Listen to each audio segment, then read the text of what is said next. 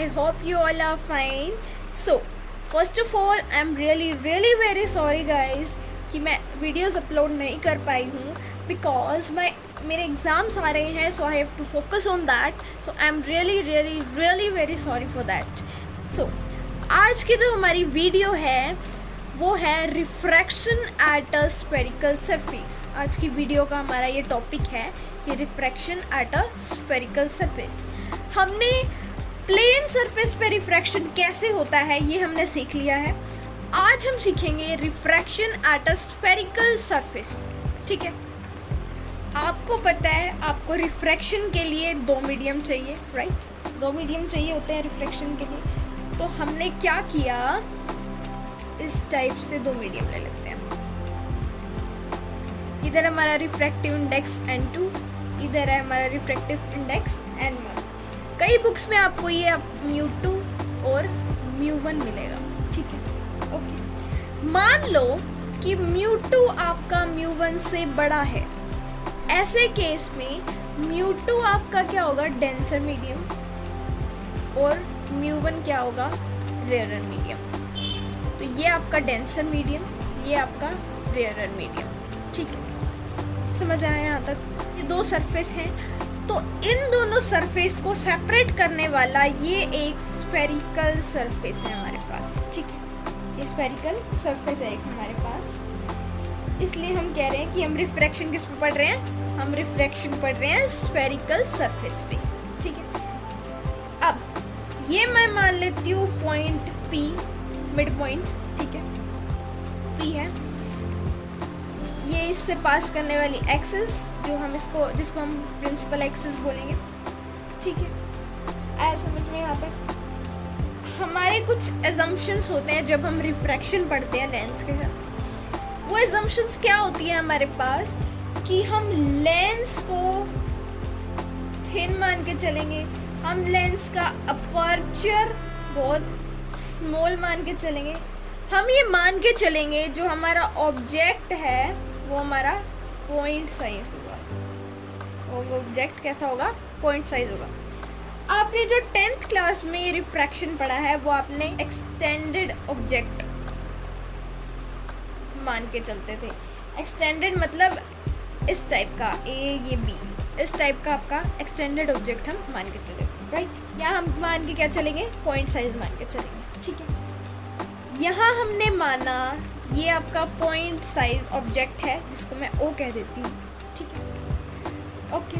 ये हो गया आपका सेंटर ऑफ कर्वेचर, क्योंकि हम जब स्फीयर को यहाँ कंप्लीट करेंगे तो ये आपको सेंटर ऑफ कर्वेचर यहाँ ऑब्टेन होने वाला है. ठीक है, यहाँ से ये रह गई इंसिडेंट की है.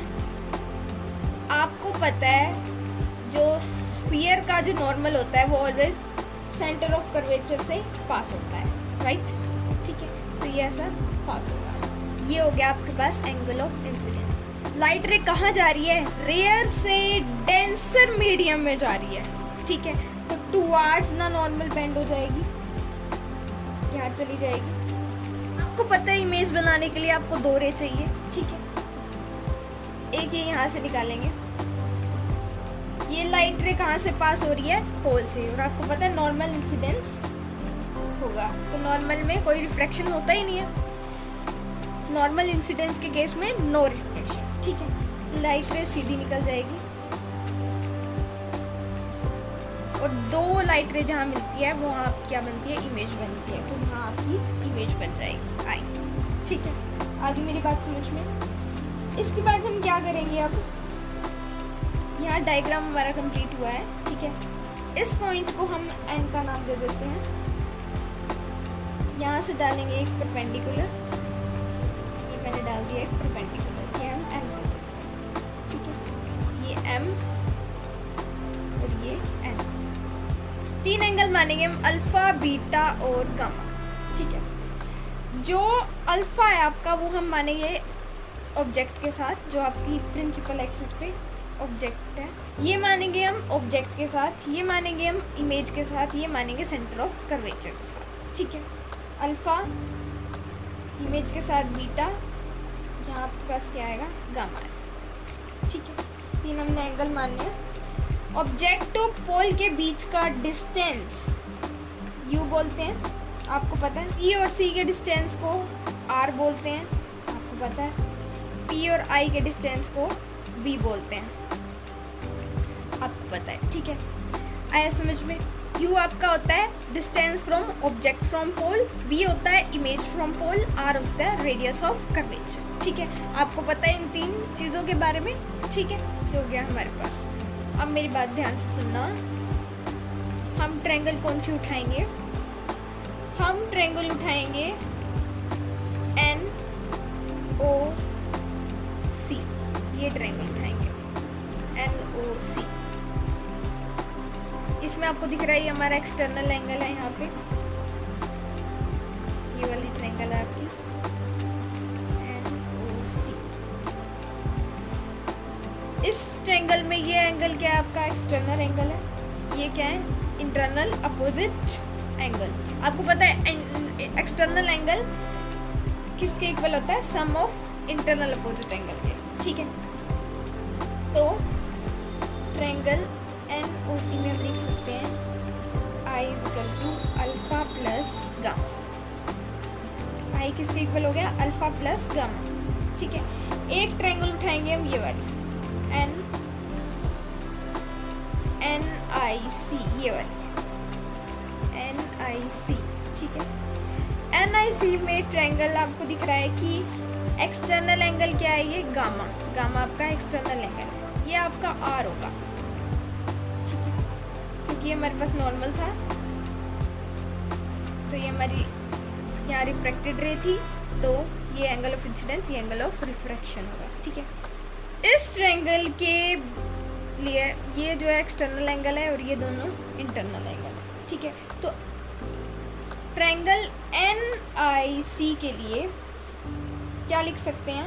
गामा = R प्लस में बीटा।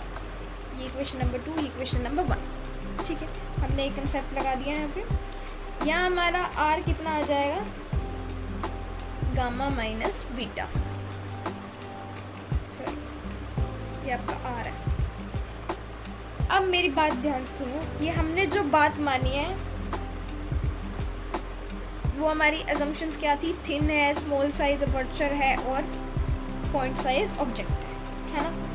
एक और एग्जाम्पशन होती है हमारी पैरेक्सियल रेज।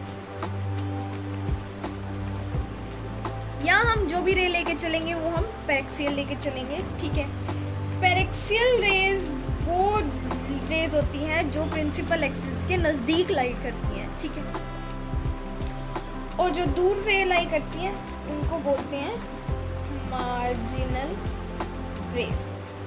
इनको हम कंसीडर करके नहीं देख सकते, ठीक है।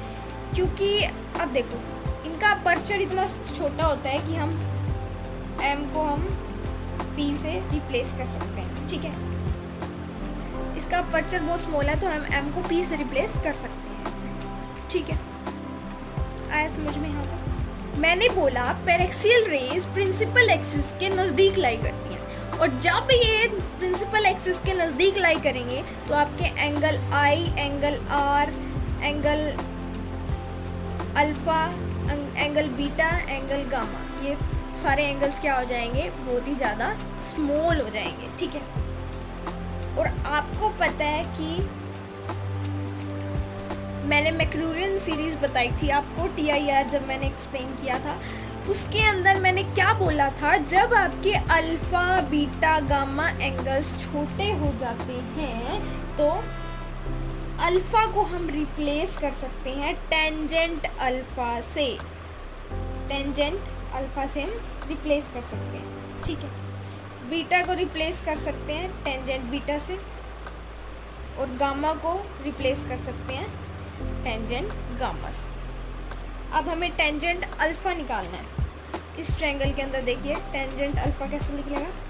टेंजेंट अल्फा निकलेगा आपके पास NM बाय में OM, P by B, NM by कहाँ है? देखो NM बाय OM, ठीक है। P by B, perpendicular by base, tangent का ये होता है। टेंजेंट बीटा कैसे निकलेगा? देखो NM bye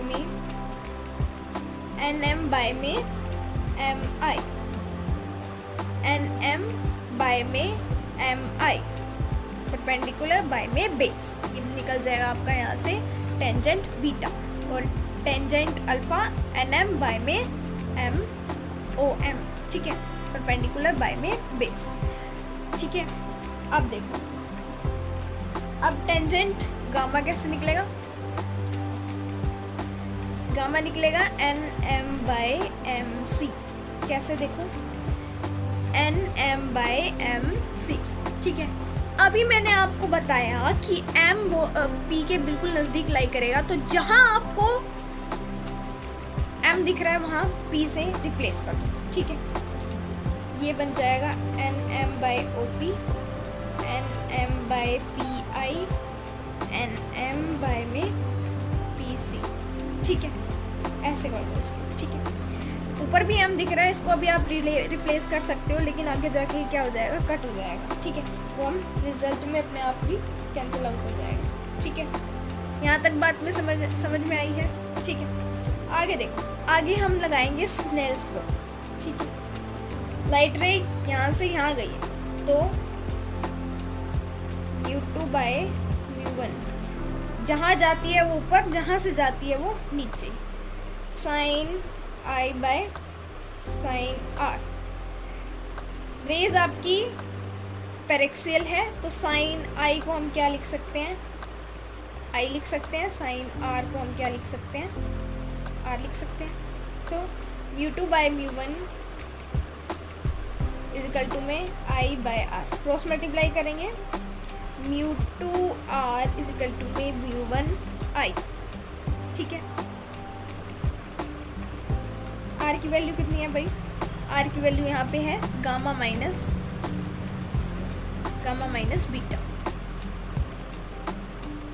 μ2 gamma minus beta μ1, I की वैल्यू क्या है? Alpha plus gamma minus beta, और यहाँ alpha plus gamma. Value put करना स्टार्ट करेंगे हम, यहाँ से करें पुट भाई। μ2 गामा की वैल्यू कितनी है? क्या था? Gamma minus beta μ1 alpha plus में गामा, यहाँ पुट करेंगे, वैल्यू पुट करेंगे भाई। गामा की वैल्यू कितनी है भाई? N M by P C, और बीटा की वैल्यू है N M by P I है, ठीक है। यहाँ पुट करेंगे μ1 अल्फा की वैल्यू कितनी है? N M by O P, plus में गामा की वैल्यू कितनी है? N M by P C, ठीक है। यहाँ से हम एन एम बाहर निकाल के कैंसिल आउट कर सकते हैं, ठीक है। ओके, ये कैंसिल आउट हो जाएंगे तो क्या बन जाएगा हमारे पास? μ2 m by P C, sorry 1 by P C 1 by P I is equal to μ1 1 by O P plus 1 by P C. ये बन जाएगा हमारे पास, ठीक है, रिजल्ट, ठीक है। अब हम साइन कन्वेंशन लगाएंगे यहाँ पे, ठीक है। थोड़ा सा ही लेंथी डेरिवेशन है। μ2 by P C minus μ2 by P I is equal to μ1 by O P plus μ1 by P C, ठीक है। इस टर्म को इधर लेके आएंगे, इस टर्म को उधर लेके जाएंगे, ठीक है। आई मेरी बात समझ में है? करेक्ट। ये बन जाएगा μ2 माइनस μ1 बाय पी सी, ये बन जाएगा μ1 by O P plus μ2 by P I. समझ में आया यहाँ तक? आप वीडियो को पॉज करके इसको नोट डाउन कर सकते हो, ठीक है। डेरिवेशन आगे करते हैं हम। साइन कन्वेंशन लगाएंगे, ये पी सी है आपके पास प्लस आर। जिस डायरेक्शन में रेस फॉल करती है वहाँ हम चीज़ों को क्या लेके चलते हैं? पॉजिटिव लेके चलते हैं, ठीक है। और जो हमारे पास U है, OP है, वो होगा ऑब्जेक्टिव निशान नेगेटिव माइनस U। PI है ये प्लस का भी, ठीक है। सभी आप पुट कर देंगे, रिजल्ट आ जाएगा फिर आपके पास। रिजल्ट क्या आ जाएगा भाई? μ2 minus μ1, PC is the R μ1 by minus का U plus μ2 divide by B, ये आ गया आपके पास रिजल्ट। रिफ्रैक्शन का जब आपका स्फेरिकल्स वर्सेस सरफेस से रिफ्रैक्शन होता है तो किस तरीके से टेक प्लेस करता है आपके पास, ठीक है। ये आपके पास क्या आ गया, यहाँ पे रिजल्ट आ गया, ठीक है। सो गाइज, आज की क्लास, आज की वीडियो यहाँ पे फिनिश होती है। आप वीडियो को पॉज करके नोट डाउन कर सकते हैं, ठीक है। So thank you for watching my video, all the best.